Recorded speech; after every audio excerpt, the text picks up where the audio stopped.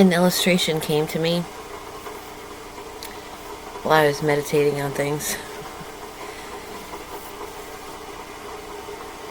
We live in a society, if you live in Western countries, Western cultures, where people live off of borrowing. They live in debt. So they'll take out a loan, use a credit card, whatever, and then they're charged interest on that loan.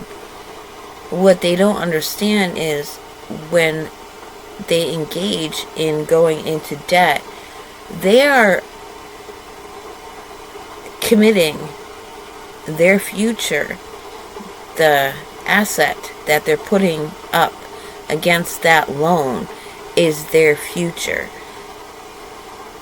Meaning, when you get that loan, you're going to have to pay back with interest. You are committing yourself to a job, to an employer, to servitude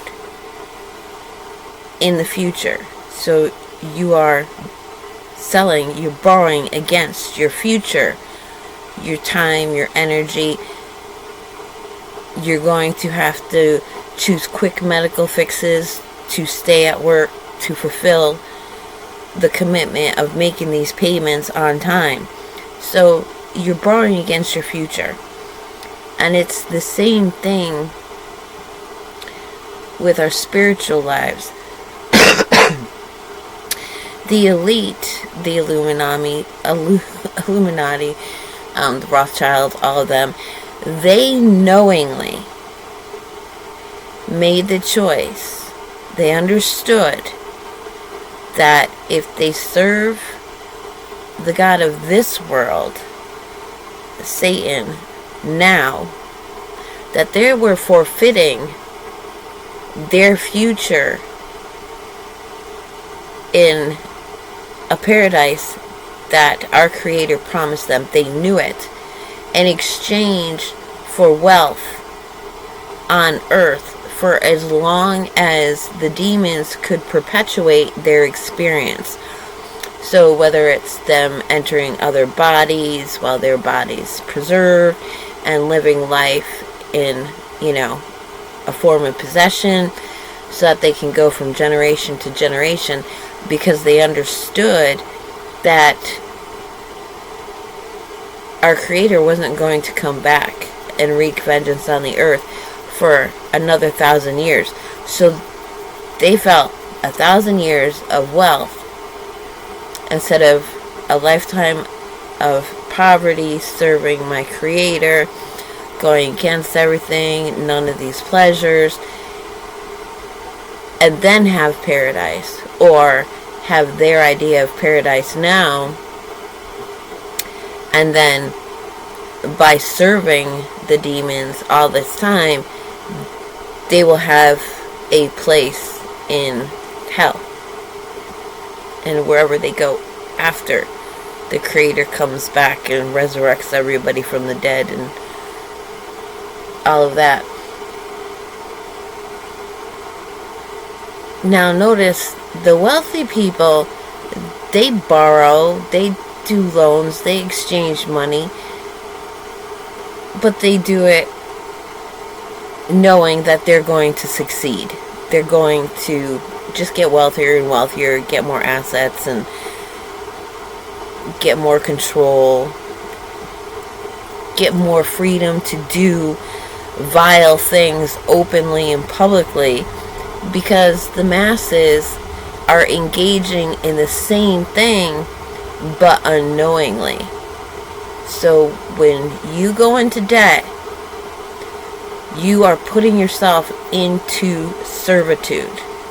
You are promising that you are going to fulfill that payment with interest. And you're also doing it spiritually, side by side, forfeiting your future in paradise, not knowing what your afterlife is going to be. So I thought that for people who can relate to, who are deep into finances and worried about their finances, that they could relate to this illustration. And especially men, I guess supposedly males are more predisposed to, if you want to hurt them, you hurt them in the wallet. They'll go hungry, they'll go naked, they'll do everything, but do not touch their money, do not touch their resources. That is the only way to hurt them.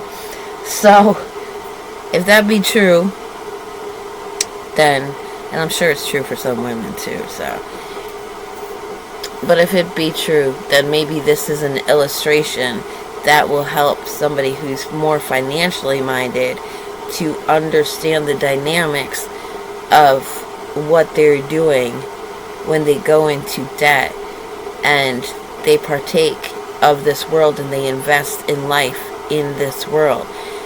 They're trading their future, just like they trade their future when they go into debt with loans and credit cards. Except spiritually, you see, differentiating spiritually from physically is wrong, because we're going to have a very real physical, our physical experience is going to extend into the next world. We're going to move to the next world. We're going to pick up and move ourselves. We may not bring everything here because that's all going to be destroyed. However, we're going to move in the next world. And I've adjusted to a life of clothes on your back, walk out the door if you have to.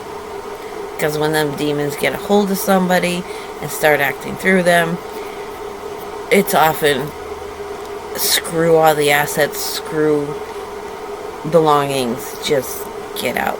Because spiritually, physically, emotionally, mentally, everythingly, it matters. So maybe this illustration will help somebody.